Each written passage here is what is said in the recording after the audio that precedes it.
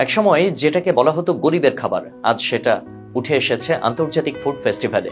একসময় গ্রামের উঠোনে ঠোঁটে ঠোঁট লাগিয়ে খাওয়া হতো যেটা, এখন সেটা পৌঁছে গেছে দামি রেস্তোরাঁর প্রিমিয়াম মেনুতে। বলছি পান্তা ভাতের কথা। অনেকে একে শুধু ঠান্ডা ভাত মনে করেন, কেউ আবার ভাবেন গরমের দিনে একটুখানি আরামদায়ক খাবার।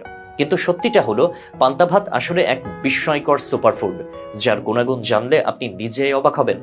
পান্তা ভাতের ঐতিহাসিক রূপ শুনলে হয়তো চোখ কপালে উঠবে।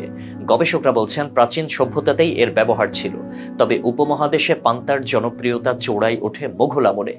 সামাজিক অনুষ্ঠান থেকে শুরু করে আধ্যাত্মিক আয়োজন সবখানে জায়গা করে নেয় এই সহজ অথচ প্রভাবশালী খাবারটি। রবি ঠাকুর ছোটবেলায় চিংড়ি চচ্চড়ি দিয়ে পান্তা ভাত খেতে ভালোবাসতেন, এমন রেফারেন্স পাওয়া যায় তার আত্মজীবনীতে। এমনকি ব্রিটিশ গভর্নর ওয়ারেন হেস্টিংসও কৃষ্ণকান্ত নন্দীর বাড়িতে পান্তা ভাত খেয়ে মুগ্ধ হয়েছিলেন।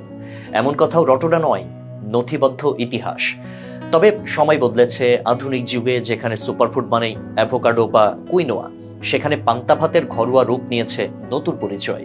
বলিউড তারকা আনুষ্কা শর্মা থেকে শুরু করে বিরাট কোহলি, ফিটনেস আইকনরাও রাখছেন তাদের খাদ্য তালিকায় পান্তা। ইনস্টাগ্রামে পান্তা ভাত খাওয়ার ছবি পোস্ট করে আনুষ্কা। তিনি জানিয়েছেন, এটাই আমার ক্লাসিক কমফোর্ট ফুড। আর বিরাট তো তার স্পেশাল ডায়েটের মাঝে মাঝে পান্তা ভাত রাখেন বলেও স্বীকার করেছেন। শুধু তাই নয়, অস্ট্রেলিয়ার জনপ্রিয় শো মাস্টার শেফে কিশোয়ান চৌধুরী যখন পান্তা ভাত পরিবেশন করে বিচারকদের মুগ্ধ করেন, তখন গোটা বিশ্ব জানল এই ভাত শুধু ভাত নয়, এটা ঐতিহ্যের সাথে পুষ্টিগুণে ভরপুর এক সম্পদ। তাহলে প্রশ্ন আসেই, পান্তা ভাতের এত জনপ্রিয়তার রহস্য কি? বিজ্ঞান বলছে পান্তা ভাত শুধু ভাত নয়, এটা এক ধরনের প্রোবায়োটিক ফুড। যখন রান্না করা ভাত দীর্ঘক্ষণ পানিতে ভেজানো থাকে, তখন ফার্মেন্টেশনের মাধ্যমে এতে তৈরি হয় উপকারী ব্যাকটেরিয়া, যা হজমে সহায়ক। এটি কোষ্ঠকাঠিন্য দূর করে, হজম শক্তি বাড়ায় এবং অন্ত্রকে রাখে সুস্থ। এতে থাকা প্রচুর পটাশিয়াম উচ্চ রক্তচাপ নিয়ন্ত্রণে সাহায্য করে। যারা গরমের দিনে ঘামাচ্ছেন, দুর্বল বোধ করছেন বা শরীর ক্লান্ত লাগছে, তাদের জন্য পান্তা ভাত হতে পারে এক প্রাকৃতিক টনিকের মতোই উপকারী। তবে এখানেই শেষ নয়, নিয়মিত পান্তা ভাত খেলে ত্বক হয় উজ্জ্বল ও স্বাস্থ্যবান। তাই তো অনেকে একে বলেন বিউটি সিক্রেট অব এশিয়া। বিশেষ করে যারা ভেতর থেকে গ্লোয়িং স্কিন চান, তাদের জন্য এটা হতে পারে ডার্মাটোলজিস্ট ছাড়াই স্কিন কেয়ারের চাবিকাঠি। কিন্তু সমস্যা হলো, আমরা অনেকেই জানি না পান্তা ভাত খাওয়ার সঠিক নিয়ম।